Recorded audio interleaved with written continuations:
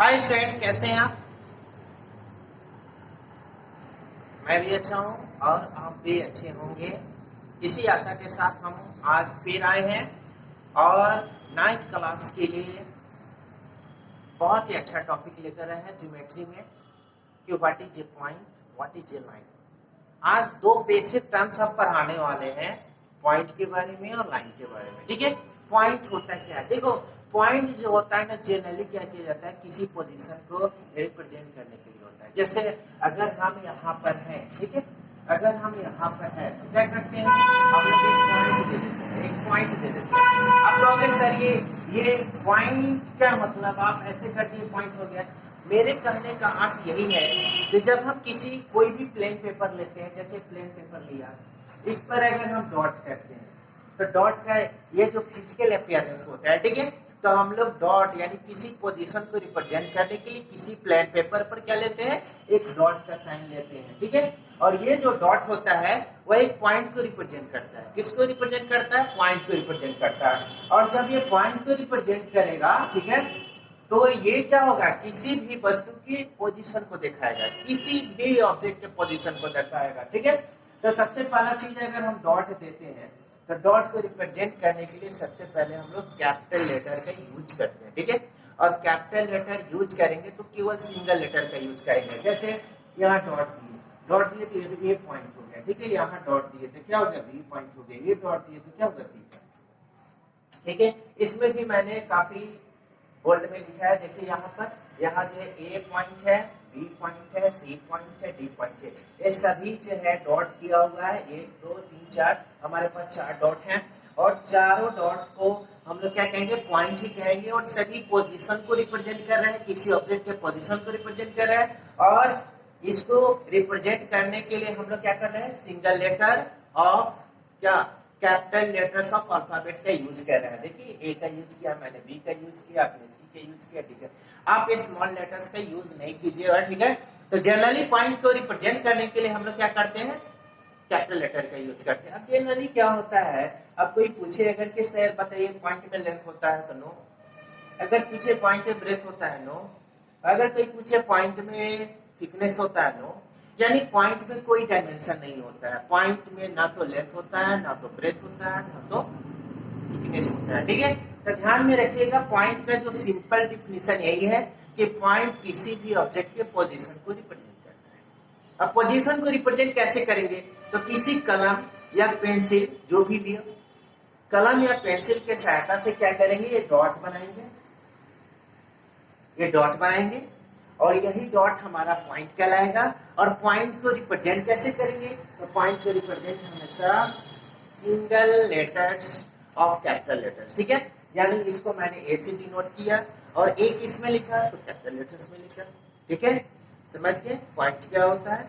तो पॉइंट को मैंने आपको डिफाइन किया। ठीक है, अब हम लाइन के बारे में सोचते हैं और डिफाइन करने की कोशिश करते हैं। ठीक है, देखो लाइन में क्या है कि कभी तुमने टेबल तो देखा ही होगा, कोई भी टेबल हो या जो भी चीज हो, बेंच देखा होगा, या देखो ये भी देख रहा है।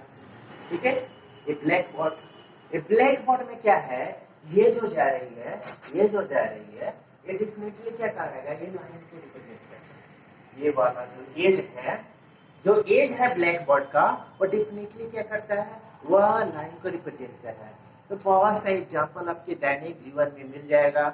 जैसे आप टेबल पर देखिए, टेबल का एज देखिए, अगर ये भी देखिए आप ब्लैक बोर्ड तो हमेशा देखिएगा, चूंकि आप स्कूल में जाते हो तो हमेशा वॉच करो, उसके एज जो होगा वो एक लाइन को रिप्रेजेंट करेगा। या और भी देखना है तो एक चीज और देखो, घर में, घर जो होते हैं हमारे घर में क्या होते हैं, वॉल्स होते हैं। दो वॉल्स जहां मीट करेंगे, दो वॉल्स जहां मीट करेंगे वो लाइन ही होगा। दोनों वॉल्स एक लाइन पर ही मीट करते हैं। क्लियर है? yes. तो ये जो है हमारा कुछ एग्जांपल था जिसके तहत मैंने आपको लाइन को बताने की कोशिश की है। लेकिन आप जो है लाइन का डेफिनेशन क्या है दे दो, it is a curve on which line joining any two points on curve lies only on it. कहता है कि लाइन भी एक कर्व है। कर्व पर 2 पॉइंट ले लो, उससे लाइन को ज्वाइन करो। अगर वो कर्व पर कंप्लीटली लाई करेगा, अगर कर्व पर वो कंप्लीटली लाई करेगा तो डेफिनेटली वह एक लाइन को रिप्रेजेंट करेगा। क्लियर है? देखो मैंने यहाँ 2 फिगर बनाया है, एक कर्व बनाया है, कर्व पर मैं 2 पॉइंट ले रहा हूँ, ठीक है, 2 पॉइंट को मैं मिला रहा हूँ। तो देखो यहाँ पर ये कंप्लीटली लाइन नहीं कर रहा है, ये देखो कंप्लीटली लाइन नहीं कर रहा है। इसका एक पॉइंट देखो मैं दिखा रहा हूँ, बी पॉइंट जो है वह ए बी पर है ही नहीं। ए बी जो लाइन है जो कर्व पर कोइंसाइड करना चाहिए, कोइंसाइड नहीं कर रहा है, मतलब पी जो है कर्व पर है ही नहीं। जब पी कर्व पर नहीं है तो हम ये कह सकते हैं कि हमने जो 2 पॉइंट्स लिया और उससे जो हमने लाइन बनाया वो कर्व पर लाइज नहीं कर रहा है। और जब कर्व पर लाइज नहीं करेगा तो यह जो ए बी डायरेक्शन दिया हुआ है ये आपका लाइन नहीं होगा, ये आपका लाइन कभी नहीं हो सकता है। क्लियर है? जानी हम जो है ये इसके बारे में बात कर रहे हैं कि ए बी हमारा ये लाइन हो ही नहीं सकता है, क्योंकि मिलाने पर ये कंप्लीटली लाइन नहीं करता है। लेकिन यहाँ देखो, यहाँ पे एक अनदर कर्व लिए हैं, यहाँ पर देखो मैंने 2 पॉइंट्स लिया, दोनों पॉइंट से एक लाइन ड्रॉ किया और देखो तो ये कंप्लीटली इस कर्व पर लाइन करता है, कंप्लीटली इस कर्व पर लाइन करता है। और जब कंप्लीटली लाइन करेगा तो ये जो होगा ये एक लाइन को रिप्रेजेंट करेगा। क्लियर है? तो याद रखिएगा, जब कोई कर्व पर 2 पॉइंट्स ले और दोनों पॉइंट से अगर आप लाइन बनाइएगा और लाइन उस कर्व पर कंप्लीटली लाई करता हो तो डेफिनेटली वह कर्व हमारा एक लाइन कहलाएगा। अब देखो लाइन की बात करें तो ये देखो लाइन में क्या होता है, लेंथ तो होता ही है। फिगर से देखो लाइन में अगर देखा जाए तो डायमेंशन में लेंथ होता है लेकिन ब्रेथ नेग्लिजिबल होता है, ब्रेथ को नहीं लिया जाता है, थिकनेस को नहीं लिया जाता है, नेग्लेक्ट किया जाता है। याद रखिएगा कुछ न कुछ तो थिकनेस होगा लेकिन उसको हटाया जाता है, उसको नेग्लेक्ट किया जाता है। ठीक है, तो याद रखिएगा लाइन में एक ही डायमेंशन होता है, वो होता है लेंथ। ठीक है, ब्रेथ नहीं होता है, थिकनेस नहीं होता है, ये ध्यान में रखने वाली बात है। ठीक है, और लाइन में कोई भी एंडिंग पॉइंट नहीं होता है। लाइन में जो है दोनों तरफ क्या होते हैं, यहाँ आप ध्यान से देखिए मैंने लिखा है कि एक लाइन जो होती है दोनों डायरेक्शन में इंफिनिटली क्या करती है, एक्सटेंड करती है। देखो यहाँ पर इस डायरेक्शन में भी और बढ़ेगी, इस डायरेक्शन में भी और बढ़ेंगे। ठीक है, तो ध्यान में रहना चाहिए, एक लाइन को आप कन्फाइंड नहीं कर सकते हो। एक लाइन को आप अगर आप चाहोगे कि पेपर में कैद करके रखना तो पेपर पर कंप्लीटली ड्रॉ नहीं हो सकता है। क्यों? इसलिए कि लाइन दोनों डायरेक्शन में इंडेफिनिटली बढ़ता रहता है। ठीक है, तो ध्यान में रहना चाहिए कि दोनों डायरेक्शन में बढ़ेगा। और दूसरा चीज ये है कि it is represented by 2 arrows head in opposite direction. देखो एक एरो हेड है, यहाँ पर ध्यान से देखना, एक एरो हेड इधर होता है, एक एरो हेड इधर होता है। यानी लाइन जब भी रिप्रेजेंट किए जाएंगे 2 arrows head in opposite direction, एक डायरेक्शन ऐसा होगा, एक डायरेक्शन ऐसा होगा। क्लियर है? तो ये है लाइन का डेफिनेशन और आधार। देखो सबसे ज्योमेट्री में सबसे इंपॉर्टेंट चीज है कि लाइन को रिप्रेजेंट कैसे करेंगे।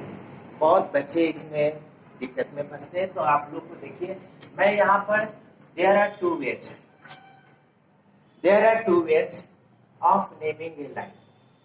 Yes, there are 2 ways of naming a line. First में देखो मैंने एक लाइन खींचा, 2 एरोज हैं, यहाँ पर देखो 2 arrows heads in opposite direction, 2 arrows heads in opposite direction.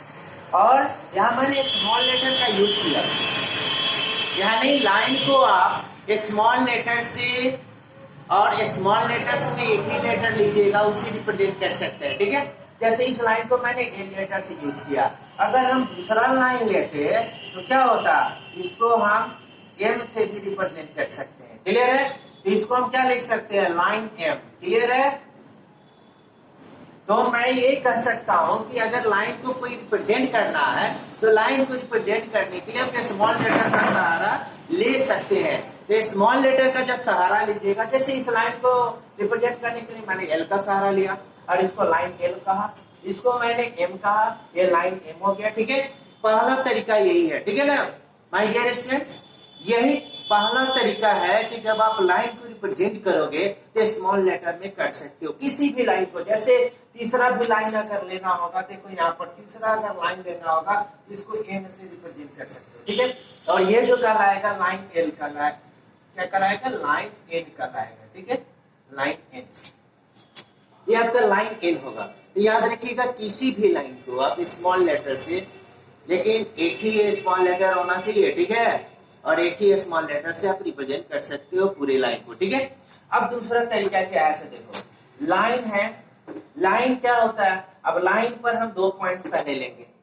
दूसरा तरीका हम बता रहे हैं रिप्रेजेंट करने का, 2 पॉइंट्स मैंने लिया ए एंड बी, ठीक है, ए एंड बी दिया, तब लाइन अगर मैंने कोई स्मॉल लेटर यूज नहीं किया है, अगर इसी की सहायता से हमको बोलना है तो लाइन ए बी बोलेंगे, या और लाइन ए बी ऊपर लाइन का डायरेक्शन देंगे। दोनों तरीका लाइन को रिप्रेजेंट करने का है, या तो आप लाइन ए बी बोल सकते हो इसको, या लाइन ए बी पर दोनों तरफ एरो जो लाइन का जो प्रारूप होता है उसको मैंने ऊपर दे दिया, ठीक है, और ये भी लाइन ए बी ही कहलाएगा। क्या कहलाएगा, लाइन ए बी।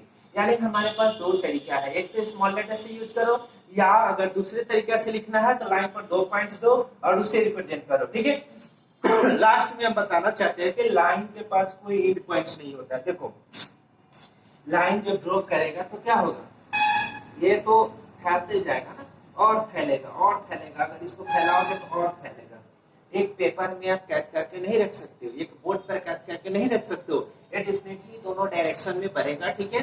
तो इस तरह से हम लोग लाइन के बारे में क्या जाने, लाइन के बारे में यही जाने कि लाइन जो होता है एक कर्व होता है, ठीक है, लाइन एक कर्व होता है। अगर कर्व पर 2 पॉइंट्स लेते हैं उससे लाइन ज्वाइन करते हैं, अगर कर्व पर कंप्लीटली लाइज करेगा तो एक लाइन कहलाएगा, ठीक है, कंप्लीटली लाइज करेगा तब। दूसरा मैंने क्या जाना कि लाइन का कोई एंडिंग पॉइंट्स नहीं होता है। तीसरा क्या जाना कि लाइन जो होता है उसमें एक ही डायमेंशन होता है, वो होता है लेंथ। क्लियर है।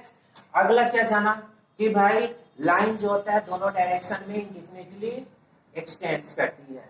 अगला क्या जाना कि इसको रिप्रेजेंट किया जाता है 2 एरो हेड से अपोजिट डायरेक्शन में। अगला चीज क्या जाना, मैंने यही जाना कि लाइन के स्मॉल लेटर से यूज किया जाता है, ठीक है, यानी रिप्रेजेंट किया जाता है।